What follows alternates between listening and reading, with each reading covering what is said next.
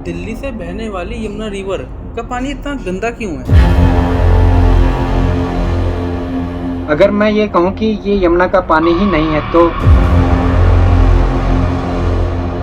Okhla river का पानी लिया था, उसमें तो ऑक्सीजन मिल थी। आप एक डेवलपमेंट पैराडाइम पे प्रश्न उठा रहे हैं।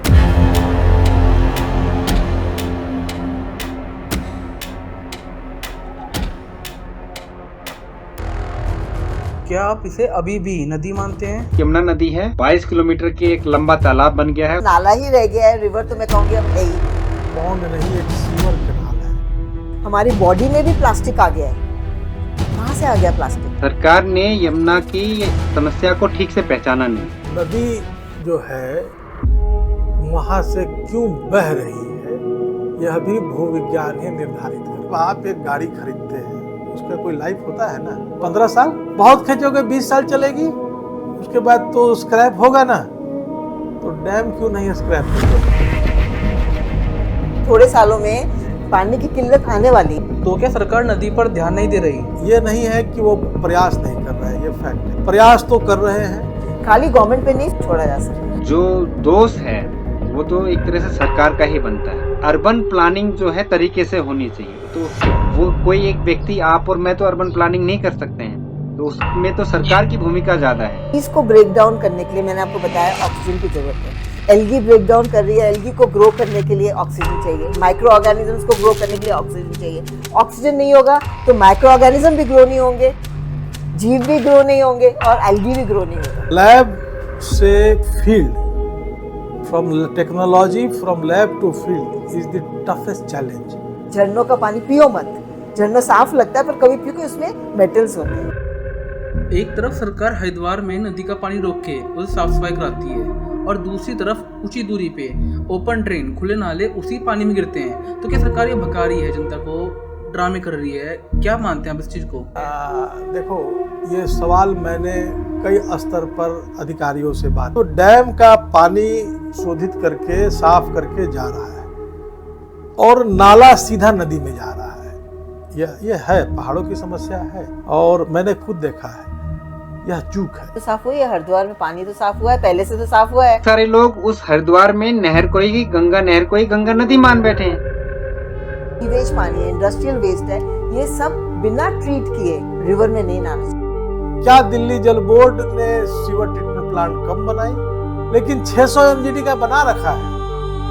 समस्या यह है कि क्या वो कार्य कर रहे हैं या नहीं कर रहे हैं। सरकार को नीति निर्धारण में आना पड़ेगा। आपको पता होगा मालवा रीजन है पंजाब का, जो पूरा कैंसर बेल्ट बन गया है। ये समस्या है। जो उस प्रोजेक्ट के इंचार्ज है, क्या उन्होंने आकलन करके पैसा मांगा? नहीं मांगा। कि आपने बरसाती नालों को और किसी समय जो नदियां रही हैं उनकी स्थिति इतनी खराब कर दी है कि अब वे पूरी तरह से प्रदूषित पानी वाले नाले बन गए। हमको ये सोचना पड़ेगा कि ये 12मासी नदी बरसाती क्यों बनी। जब हर पार्टी के मैनिफेस्टो में यमुना क्लीन आया था, क्यों? क्योंकि जनता की आवाज उठी है। जनप्रतिनिधि का कार्य यही है, वो क्यों सो रहे हैं? नाथपा जागरी था, बहुत बड़ी प्रोजेक्ट लॉन्च हुई, करोड़ों रुपया खर्च करके बंद कर दी गई। अभी का एक हाइडल पावर प्रोजेक्ट दह गया है बाढ़ में। तो क्या ये फायदेमंद सौदा हो रहा है? पैसा खर्च करना भी ना सरकार में बहुत बड़ी कला है और ऑनेस्टली खर्च करने के लिए बहुत मेहनत करनी है। वहाँ के पानी में फ्लोरीन बहुत, एक मछली मरे, 2 मछली मरे, हजार के हजारों मछलियां मर रही हैं, तो आप सोचो उसका इम्पैक्ट। लेकिन सरकार इतने दिनों से इसलिए चल रही है कि कुछ एक वहाँ पे कर्मठ और ईमानदार लोग सिस्टम को चला रहे हैं। तो एक प्रोजेक्ट को एक जगह बंद करके उसका आकलन करना पड़ता है। तो जब तक बंद नहीं करोगे ना, कंप्लीट ऑडिट प्रोग्रेस नहीं हो पाएगा।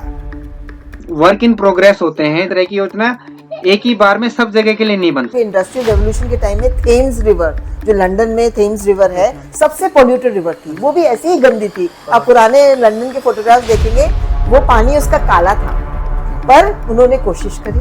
उन्होंने कोई भी एफ्लुएंट, कोई भी बिना ट्रीट करे पानी, अब थेम्स रिवर इज ब्लू, अब वो ब्लू दिखती है, साफ दिखती है। और इंडिया में भी कई रिवर्स हैं, गुजरात में साबरमती में ऐसा प्रयास किया गया है। जब तक यमुना नदी के पानी का बंटवारा नहीं रुकेगा, पानी का दोहन नहीं रुकेगा, जब तक यमुना नदी में खनन का कार्य नहीं रुकेगा, जाना पड़ेगा।